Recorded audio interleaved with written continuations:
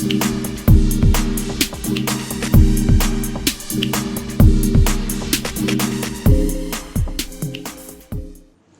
sehat. Untuk sebentar saya mencoba untuk mensinkronkan dengan terkait dengan filsafat kesehatan. Pada kesempatan ini, saudara-saudara sekalian, kita lihat bahwa sebagai botol loncatan untuk kemudian memahami filsafat kesehatan, maka seperti saya coba untuk memberikan sebuah pemahaman dasar tentang kesehatan. Yang sesungguhnya saya tidak terlalu panjang lebar terkait dengan ini, tapi saya berharap Anda juga bisa memahami di mata kuliah atau kuliah dasar lainnya tentang kesehatan. Sehat merupakan sebuah keadaan yang tidak hanya terbatas dari penyakit, akan tapi juga meliputi seluruh aspek kehidupan manusia, meliputi aspek fisik, emosi, sosial, dan spiritual. Sehat tidak hanya fisik, tapi sehat itu fisik, emosi, sosial, dan spiritual. WHO mengatakan, sehat itu sendiri dapat diartikan bahwa suatu keadaan yang sempurna baik secara fisik, mental, sosial, serta tidak hanya bebas dari penyakit atau kelemahan. Makna daripada kesehatan, artinya begitu luas makna kesehatan. Oke, WHO lagi mengatakan bahwa tentang sehat mempunyai karakteristik yang berikut yang dapat meningkatkan konsep sehat yang positif. Pertama, memperhatikan individu sebagai sebuah sistem yang menyeluruh, memandang sehat dengan mengidentifikasi lingkungan internal dan eksternal, penghargaan terhadap pentingnya peran individu dalam hidup. WHO tentang sehat mempunyai karakteristik yang meningkatkan sehat, yang meningkatkan konsep sehat. Kita bisa meningkatkan suatu konsep sehat. Yang pertama, ketika Anda kemudian memperhatikan individu sebagai sebuah sistem yang menyeluruh, bahwa individu yang ada ini adalah sebuah sistem yang tidak bisa dipisahkan dengan apa yang ada di sekeliling kita. Memandang sehat sebagai mengidentifikasi lingkungan, tidak bisa kita juga sehat kalau lingkungan kita tidak melihat sebagai sesuatu bagian yang mendukung tentang kesehatan kita. Penghargaan terhadap pentingnya peran individu, tidak bisa juga kita meningkatkan kalau kita tidak menghargai peran penting individu untuk meningkatkan peran individu dalam hidup sehat. Itu peran penting yang dimaksudkan, karakteristik yang dimaksudkan di WHO. Nah, Undang-Undang Nomor 92 tentang kesehatan menyatakan bahwa kesehatan adalah keadaan sejahtera dari badan, jiwa, dan sosial yang mungkin hidup produktif secara sosial. Beberapa aturan-aturan lain juga saudara-saudara sekalian bisa baca yang lebih up to date tentang undang-undang kesehatan ini. Anda bisa lihat definisi-definisi, tapi makna daripada apa yang saya utarakan di asat tadi tentang pengertian kesehatan Undang-Undang 92 itu tentu tidak terlalu jauh melenceng. Nah, selanjutnya adalah makna kesehatan menurut filsafat. Mari kita lihat. Saya coba untuk sinkronkan bahwa pembangunan kesehatan sebagai salah satu upaya membangun nasional diarahkan guna mencapai kesadaran, kemampuan untuk hidup sehat bagi seluruh penduduk agar dapat mewujudkan derajat kesehatan yang optimal. Nah, dalam pendekatan itu, bahwa kesehatan adalah sebagai salah satu upaya untuk membangun nasional. Ada sebuah keadaan sosial. Tadi kan kalau misalnya gini, kesehatan kita lihat secara individu, itu kan emosi, fisik, jiwa, raga misalnya gitu. Akan tetapi dalam pendekatan perspektif pembangunan kesehatan, maka tidak hanya dimaksudkan adalah untuk kesehatan individu, tapi kesehatan individu ini menjadi sebuah kelompok ini menjadi sebuah sosial, masyarakat ini menjadi sebuah negara. Secara nasional akan tercapai kesadaran, kemampuan untuk hidup sehat sebagai penduduk agar mewujudkan derajat kesehatan yang optimal.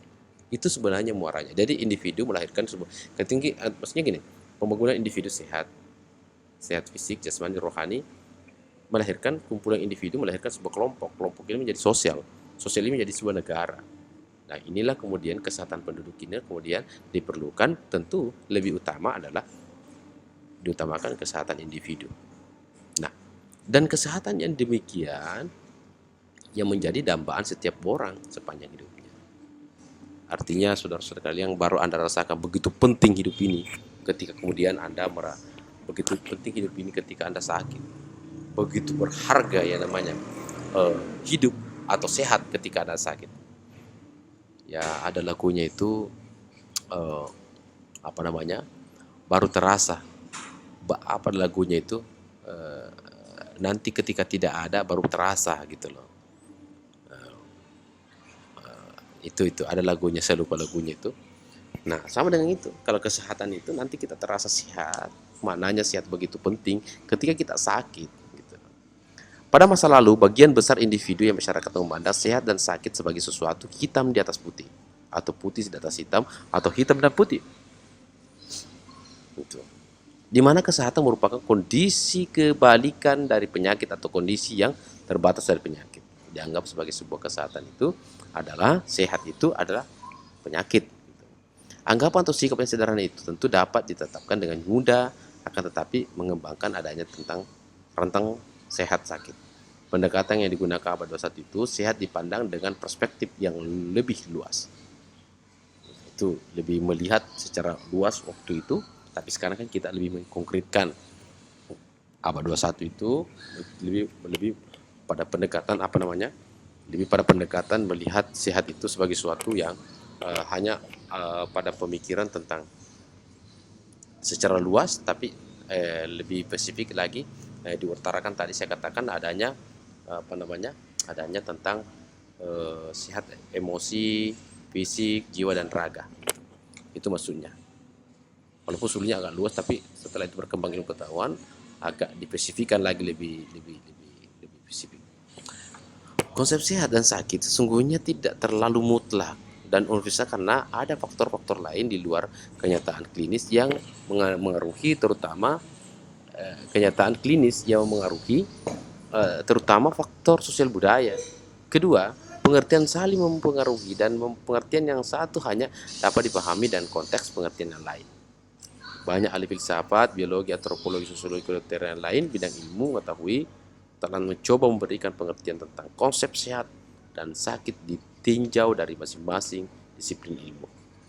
Masalah sehat dan sakit merupakan proses yang berkaitan dengan kemampuan atau ketidakmampuan manusia beradaptasi dengan lingkungan baik secara biologis, psikologis maupun sosial budaya. Artinya bahwa makna sakit itu juga tidak hanya dilihat dalam perspektif kesehatan, tapi secara filsafat melihat bahwa ada memang sakit secara biologis, ada sakit secara antropologis, ada sakit secara sosial, ada sakit secara kedokteran, ada sakit secara medis, ada sakit secara non medis.